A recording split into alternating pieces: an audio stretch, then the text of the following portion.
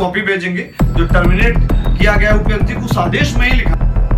अधिवक्ता बीके माला द्वारा की गई प्रेस कॉन्फ्रेंस, कहा रीवा व मऊगंज जिले में भ्रष्टाचार को लेकर एसआईटी का होगा प्रमाणित हो रहा कि इसके पहले जितनी जांचें हुई तो क्या वास्तव में कलेक्टर को पैसा दिया गया? क्या रीवा भ्रष्टाचार हो रहे हैं, मऊगंज में भ्रष्टाचार हो, तो क्या कलेक्टरों को पैसा दिया गया? तो यही तो मैं मांग कर रहा हूँ कि समूचे रीवा जिले में और मऊगंज जिले में जो भ्रष्टाचार हो रहे हैं, जो तमाम पूरे रीवा संभाग में भ्रष्टाचार हो रहे हैं, तो क्या यह पैसा लेन देन कर उनको बचाया जा रहा?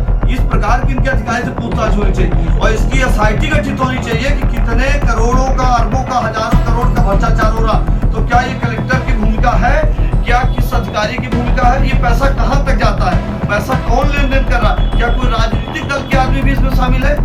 क्या इसमें कोई लेन देन की जो बात एक यंत्री जी ने कह रहे, कार्यपालन वरिष्ठ अधिकारी जी ने हैं, तो क्या इस पैसे की लिंक कहाँ तक है? यानी कार्यपालन से पूछा जाना चाहिए, एसआईटी गठित होनी चाहिए कि इस पैसे के लेन देन क्या मऊगंज कलेक्टर को वास्तव में कौन दिया, किसने दिया और क्या प्रमाण है कि जब मऊगंज कलेक्टर को आप बार बार कह रहे हैं कि मऊगंज कलेक्टर को 5 लाख रुपए दे देते, तो क्या आपने और भी कलेक्टरों को दिया? क्या रीवा कलेक्टर को दिया है, मऊगंज को दिया है, अन्य कलेक्टरों को दिया? इसकी लिंक कहाँ है? क्या और भी जो आपको वरदहस्त कौन दे रहा, संरक्षण कौन दे रहा है, किसकी भूमिका है? किस प्रकार बार बार आप यही बात कर रहे हैं, जिला पंचायत की बात कर रहे हैं, अभी कुछ महीने पहले आपने जिला पंचायत की बात की। तो इस प्रकार की भ्रष्टाचार की लिंक कहाँ है और कौन कौन संरक्षण दे रहा, कहाँ पैसा जा रहा है, किसके पास पैसा? पहले भी पैसे की मांग की जा चुकी होगी। निश्चित तौर से पहले भी ऑडियो में बात आई है कि जिला पंचायत में कर्मचारी अधिकारी फाइल को दबा देते हैं। ये आपने सुना भी होगा, वीडियो वायरल, दूसरी ऑडियो वायरल हो रही। तो इस प्रकार की जो ऑडियो वायरल हो रही है और एक सक्षम अधिकारी कह रहे हैं, लेन देन की बात करें तो मध्य प्रदेश के इस रीवा संभाग में जो कई हजार करोड़ का पंचायतों में तमाम जगहों में भ्रष्टाचार है,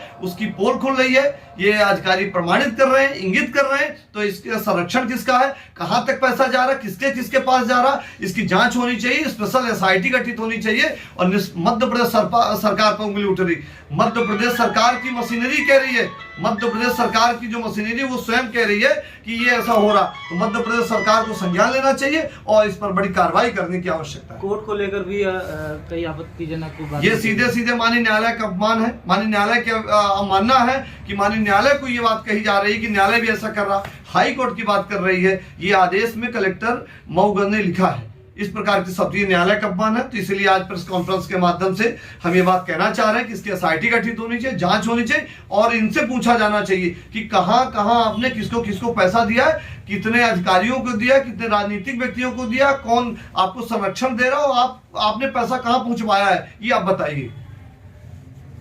ठीक।